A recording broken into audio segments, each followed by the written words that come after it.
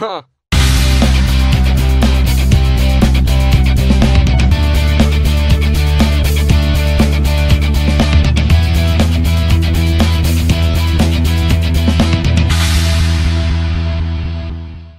Hey guys, it's Dane at Jonah Guitars, and I got a brand new build series I'm going to start uploading. It's about this guy right here, the Gecko, and all of the whole process of building will be covered. It's going to be a very complete series. So I hope you join me, and we'll see you there. All right, so I got this neck clamped in position, and I'm just going to tentatively, that's not the right word,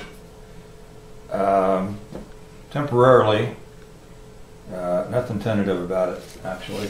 This is a 25-inch scale. All I'm doing is putting this on here just to eyeball for the inlay in the top of the guitar, and so coming over this first saddle at 25 inches, or just slightly past 25 inches, is pretty good. Not even a 30-second pass. And I'm not locating it as far as like drilling holes for the bridge. But the location of the saddles, this is probably going to be pretty much where it ends up at, just so you know. So all I'm doing is decided that this Gecko is going to live on the body, and he's going to live right about there. And let's zoom that on in there. So I'm going to inlay that little guy right there.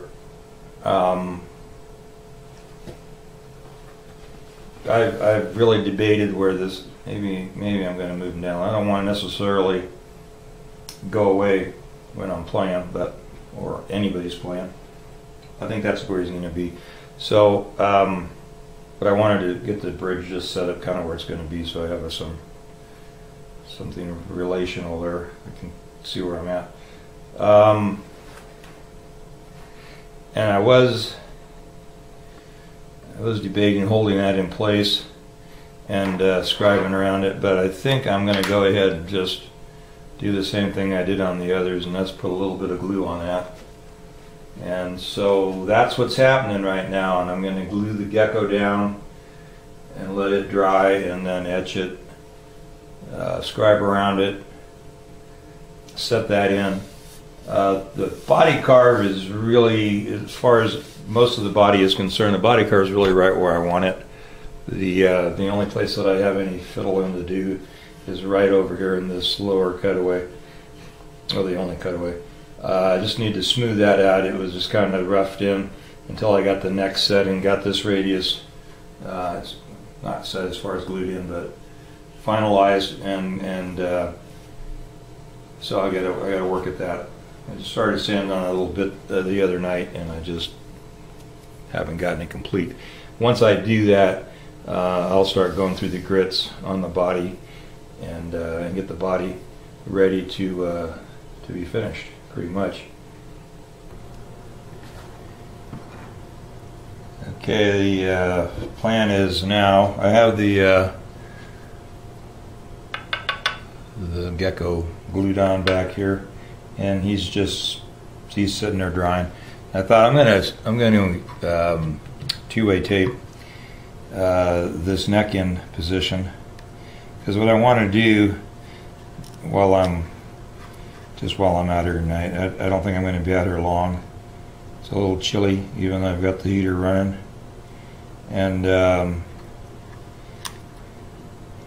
so I'm going to tape the neck in place, which I've actually done this before. I just thought I'd give it a try. Always trying something different. If I can get it where it's supposed to be and clamp it down, and then get stuck in good. So what I want to do is get the neck taped in, and then run lines down the sides. I've got this protractor. Maybe I should try zipping in here.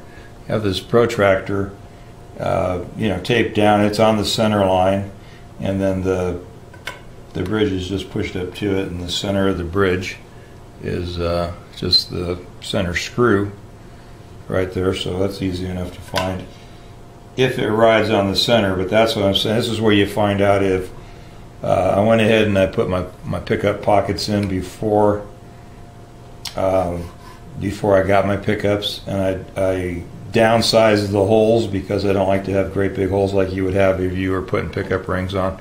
So I may have to file the ears a little bit to get them to tuck down in here. I may have to shave an edge here or there to get them to slide down in like they're supposed to. Like I said, trying to minimize the gap around the pickup. Okay, so I'm just kind of decided to do a voiceover on this and fast forward through some of this. It got a little tedious. So I'm taping the neck, double stick taping the neck into the pocket. It's the first time I tried that, just so that I could get the clamps out of my way later doing bridge layout. Yeah, this is why I fast forward. It's just a lot of experimentation, seeing if I can find a place to get the clamp to grab right and that sort of thing. Also looking forward to actually gluing the neck in, trying to make sure I have a system in place for clamping. That's what I'm doing here with the extra piece of wood in there and trying to span all that stuff. Anyway, so that was the intent. You'll see I also have a protractor taped down to the top of the guitar, and that's just so that when I slide the bridge into place, it's square on the body. And a lot of folks talk center line and go down the middle of their neck to line things up, and that's okay if you've got centered dots, and I typically tend to do the outside of the neck anyway, because I'm more concerned with the way the strings lay on the neck, with whether the center of the neck is exactly lined up with the center of the bridge. Now, in theory, everything should line up. Just have to pick up in there for a second too, kind of looking at that as well. So kind of go from the outside edges of the neck, center the bridge off of where those lines end up at, and call that good.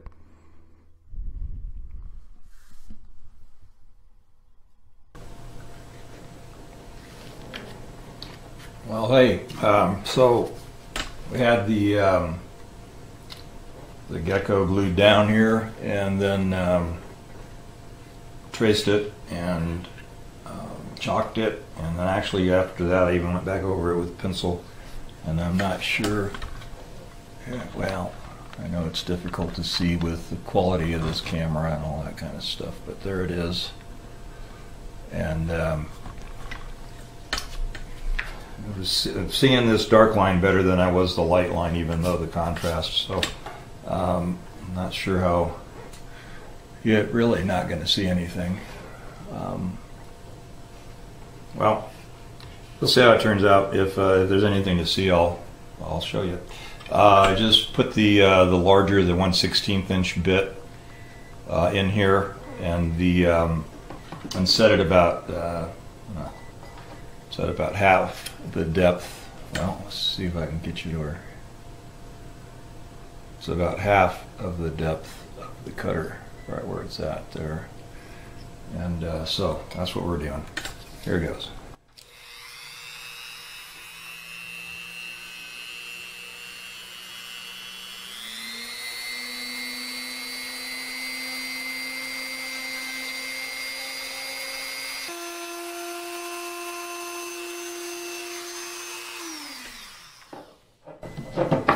Okay. Well, that's about as good as it's going to get if we get too close. So I just did the main body, and the only place that I really even tried to get up to the line was around the head right here, and everywhere else is just kind of roughed in. So what I'll do now is I'll just pick up a little bit around the line, get closer to the edges. I'm going to have to change to the 32nd cutter to get down here into the tip of the tail. This being the larger one, I should be able, with the 16th cutter, get down in here and do all the little toes and everything. They're there may be a little bit of blurring the toes together depending on how close I can get with that cutter. Well, I'm sorry, I was not looking at the camera. All right, I will have just deleted what was previous while it was blurry. So I'm just going to go ahead and continue to clean up with the larger 16th inch cutter and get down, as far as I can into all these little appendages, and then clean up to the lines. Then I'll go ahead the full depth that I need to be and do it again, and then I will come back in with the smaller cutter, the 32nd cutter, and clean it all up.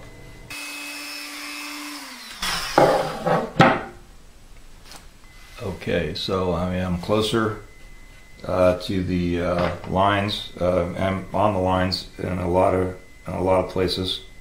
Most places I'm right up to the lines. I can still see now where I need to come in a little deeper. I'm gonna go ahead and deepen this cavity, and then I will go on to the smaller bit. So I'm going to turn you off for that. There's no point in it. All right, so here is the pocket finished with the inlay in place and a epoxy with walnut dust in it as a filler.